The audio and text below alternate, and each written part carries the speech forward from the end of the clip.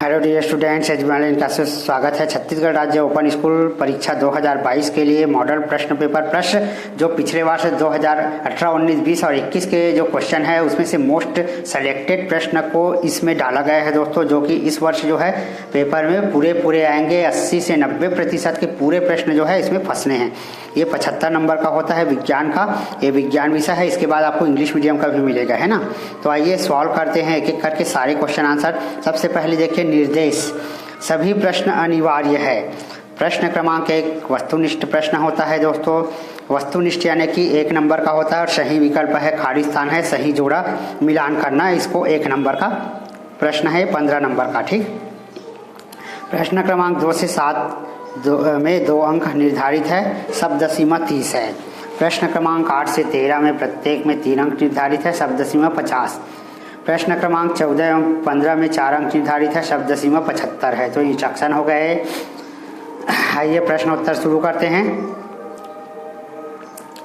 सही विकल्प का चयन कीजिए। तो देखिए निम्न में से कौन सा एसआई इकाई नहीं है? पाउंड जो है एसआई इकाई नहीं है। निम्न में से कौन सा शुद्ध पदार्थ नहीं है? लोहा, जल, मृदा, इनमें से कोई नहीं। तो यहाँ पर मृदा आएगा दोस्तों। समान वर्तुल गति में चाल स्थिर रहता है, वेग स्थिर रहता है, कौन सा आएगा? चाल स्थिर रहता है।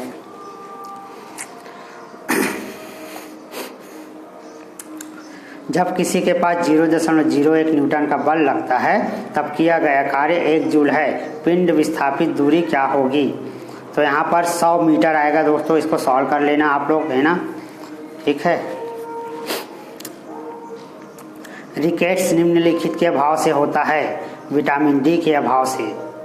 रिक्त स्थान की पूर्ति करें। शरीर के ताप मापने के लिए सामान्य मात्रक क्या होता है? तो शरीर का तापमान आप जानते हैं, डॉक्टर के पास जाते हैं तो वो फ़ारेनहाइट या डिग्री सेल्सियस से आपका मापन करता है। जनसंख्या विस्फोट का प्रमुख कारण क्या है? जन्म दर का बढ़ता जाना, यही है। भारत में कृषि शोध एवं विकास दिशा परिषद की स्थापना कब हुई? तो देखिए यहाँ पर भारतीय कृषि अनुसंधान आएगा। जन्म के बाद खाली स्थान का टीका लगाना चाहिए। तो जन्म के बाद बीसीजी का टीका लगता है। वाटर लिली की पत्तियों के ऊपर सतह पर खाली स्थान की परत होती है, तो मोम की परत होती है। उचित जोड़ा मिलाइए। दही से पानी अलग करने को क्या कहते हैं? दही से पानी अलग करने को, इसमें आंसर भी लिखा है, देखिए नीचे में, निस्यंदन विधि होगा। देखिए पहले का आंसर निस्यंदन विधि। गंदे पानी से साफ पानी अलग करना को आशवन विधि कहते हैं, ठीक है। शरीर के ताप को मापना, शरीर के ताप को किससे मापते हैं? फ़ारेनहाइट से। कोशिका का मुखिया क्या होता है? माइटोकॉन्ड्रिया केंद्रक होता है। कोशिका का विद्युत गृह किसको कहते हैं? माइटोकॉन्ड्रिया को, ठीक है। संतुलित बल क्या है? जब 2 या 2 से अधिक बल किसी वस्तु पर विपरीत दिशा में एक दूसरे के अपोजिट लगता है तो ऐसे बल को संतुलित बल कहते हैं, ठीक है।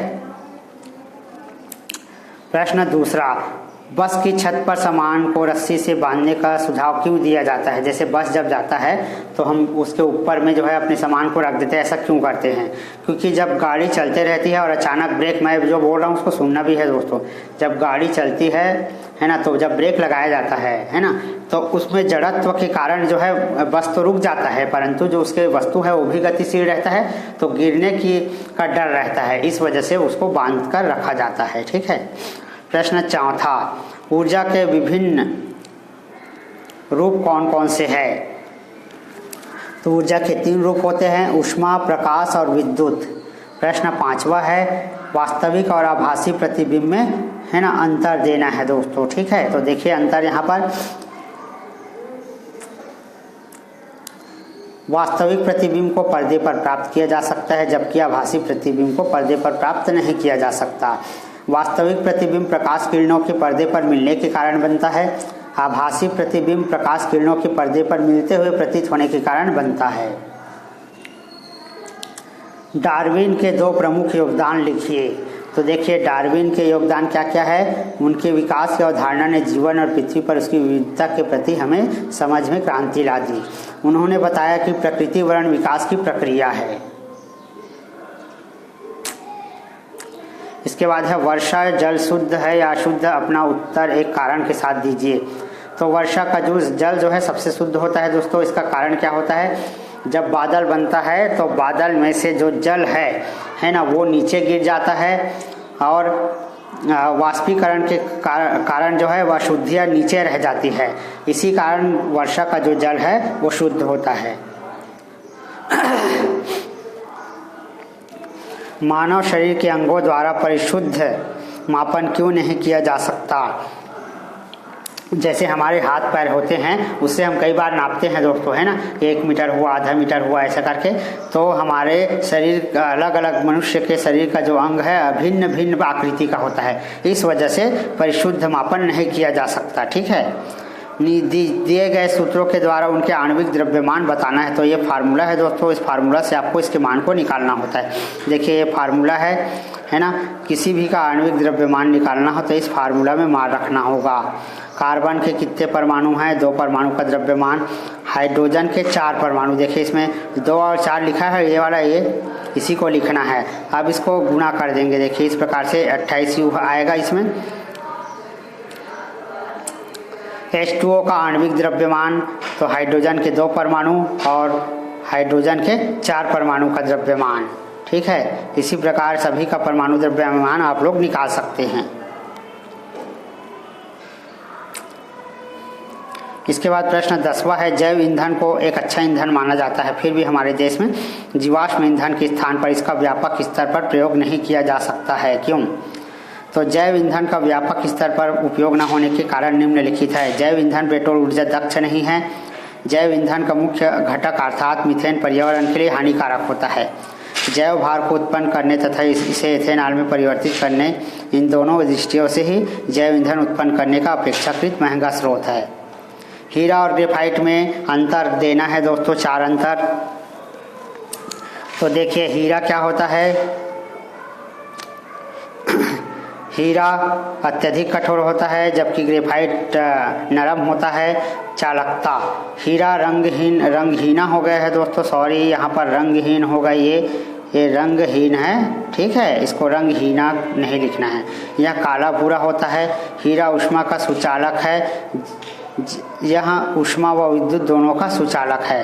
हीरा का घनत्व 3.1 ग्राम सेंटीमीटर होता है ना। इसका घनत्व जो है ग्राम सेंटीमीटर की त्रिघात होता है। ठीक, परितंत्र क्या है, किसी परितंत्र के विभिन्न घटकों के नाम बताइए। परितंत्र एक ऐसा पर्यावरण है जिसके अंतर्गत किसी क्षेत्र विशेष के समस्त जीव तथा पर्यावरणीय निर्जीव भौतिक कारक जिनके साथ यहाँ जो अन्योन्य क्रिया आते हैं उसे कहते हैं। ठीक है, अब यहाँ पर उदाहरण देना है जैव कारक, जैविक कारक। सूर्य का प्रकाश है, तापमान है, वर्षा है, नमी है, मिट्टी है, ये अजैविक कारक है। जैविक कारक क्या होता है, प्राथमिक उपभोक्ता, शाकाहारी, मांसाहारी, सर्वाहारी, अपरदहारी। प्रश्न 13 है, कीट पीड़क हटाने के लिए क्या उपाय किया जा सकता है। रासायनिक कीटनाशकों के प्रयोग से क्या हानि हो सकती है। तो अपन जो खेत में अपन जब फसल उगाते हैं तो कीटनाशक का उपयोग करते हैं, है ना। तो पीड़कनाशी का छिड़काव कर सकते हैं, परंतु पीड़कनाशी औषधि पौधों तथा जानवरों के लिए विषैले हो सकते हैं और पर्यावरण प्रदूषण का कारण बन सकते हैं। पीड़कों पर नियंत्रण पाने के लिए प्रतिरोध क्षमता वाली किस्मों का उपयोग किया जा सकता है। रासायनिक रीति के अतिरिक्त जैविक नियंत्रित रीति को प्रयोग में लाई जा सकती है। प्रश्न 14 है, डाल्टन का परमाणु सिद्धांत क्या है। पिछले 2 शताब्दी में इस सिद्धांत में होने वाले परिवर्तन का उल्लेख कीजिए। तो जॉन डाल्टन के परमाणु सिद्धांत के अनुसार प्रत्येक पदार्थ सूक्ष्म अविभाज्य पदार्थ से बना होता है। एक रासायनिक तत्व के सभी परमाणुओं के भार तथा गुण एक समान होते हैं। भिन्न भिन्न तत्वों के परमाणु भार और गुण में भिन्नता होती है। परमाणु किसी रासायनिक अभिक्रिया में भाग तो लेते हैं परंतु विघटित नहीं होते हैं। विभिन्न तत्वों के परमाणु परस्पर सरल संख्यात्मक अनुपात में संयोग कर यौगिक का निर्माण करते हैं। डाल्टन का परमाणु सिद्धांत बहुत उपयोगी होते हुए भी इसमें बहुत सारी कमियां हैं जिसमें परिवर्तन किया गया है। ठीक है, इसके अथवा में अभी अगर इसको नहीं हल करते तो इसको भी हल कर सकते हैं। नील बोर ने परमाणु के रदरफोर्ड को कैसे संशोधित किया बताइए। तो ये रदरफोर्ड का ही छात्र है नील बोर ने उनके मॉडल पर नया प्रस्ताव जो है पारित किया। उन्होंने बताया कि इलेक्ट्रॉन परमाणु के नाभिक के चारों ओर वृत्ताकार कक्षों में घूमते हैं।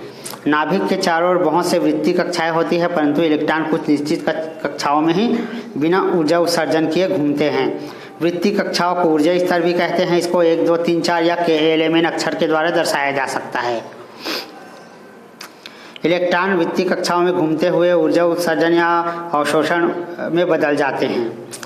स्टार्च प्रोटीन वसा का पाचन कहाँ होता है? इस पाचन में यकृत तथा अग्नाशय का क्या कार्य है? आहार का पाचन मुख से ही आरंभ हो जाता है, लेकिन कौन कौन से जगह पर क्या होता है उसको देखिए। अग्नाशय या आमाशय। आमाशय की भित्ति में मौजूद जटिल ग्रंथियों से जठर रस निकलता है, जिसमें हाइड्रोक्लोरिक अम्ल तथा एंजाइम पेप्सिनोन होते हैं। हाइड्रोक्लोरिक अम्ल पेप्सिनोन को क्रियाशील करते तथा जीवाणु को नष्ट करते हैं। यकृत से पित्तरस का स्राव होता है। यह पित्तरस भोजन को क्षारीय बनाता है, क्योंकि अग्नाशय से स्रावित एंजाइम को क्रियाशील होने के लिए क्षारीय माध्यम की आवश्यकता होती है। 4 विधियों के नाम बताइए जो मनुष्य में निषेचन को रोकती है। तो IUCD कॉपर टी, सेकेंड है खाने वाले गर्भ निरोधक गोलियां, पुरुषों में शुक्रवाहिका छेदन, स्त्रियों में नाड़ा छेदन। MTP। प्रश्न 16 है मेंडलीव के आवर्त सारणी को समझाइए और नए आवर्त सारणी का वर्णन कीजिए। तत्वों के भौतिक और रासायनिक गुण, उनके परमाणु द्रव्यमान के आवर्ती फलन होते हैं तथा आवर्ती फलन के एक निश्चित अंतराल के बाद पुनरावृत्ति होती है। इसके आधार पर बनी सारणी को मेंडलीव की आवर्त सारणी नाम दिया गया है। मेंडलीव ने परमाणु द्रव्यमान के बढ़ते क्रम में क्षैतिज पंक्तियों में व्यवस्थित किया था। इस प्रकार 8 समूह बने थे और जब 90 तत्व के गुण पहले के समान मिले तो उसके पहले तत्व के नीचे रखा गया। क्षैतिज पंक्तियों को आवर्त कहा जाता है, जिन्हें 1 से 6 नामांकित किया गया था। ठीक है, तो यह है मेंडलीव की आवर्त सारणी का गुण दोस्तों। इसके बाद है प्लास्टर ऑफ पेरिस का उपयोग दीजिए। तो प्लास्टर ऑफ पेरिस जो है खिलौने बनाने में, टूटी हुई हड्डियों को जोड़ने में प्लास्टर किया जाता है, आप सभी को पता है। चाक बनाने में, दीवार की सतह को चीकना जो करते हैं वाइट वाला पेंटिंग करके, है ना, उसमें उपयोग किया जाता है। मकानों की छत दीवारों पर डिजाइन बनाने के लिए उपयोग किया जाता है।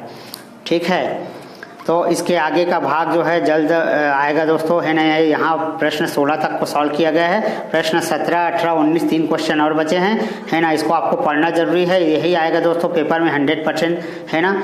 ठीक है, मेरा हर साल में आता है, हर साल के पेपर में, तो ध्यान रखना है इस बात का।